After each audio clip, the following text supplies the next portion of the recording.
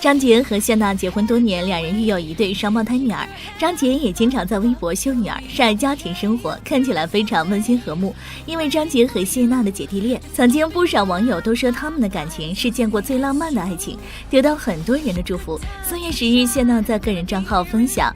孩子去世，他说前2天跳跳有点咳嗽，我们给他喝了止咳糖浆，俏俏听说这个糖浆很甜，就很想喝，我们跟他说这是药，是咳嗽才会喝的哟。他听进去了，开始表演假咳嗽，他一表演我就会忍不住笑，但是他很坚持的继续演假咳嗽，咳完还会说哎呀怎么不给我拍拍背，然后再给我喝口糖浆，居然为了喝糖浆假装咳嗽，因为觉得糖浆挺甜的。这个宝宝居然喜欢吃药，太可爱了。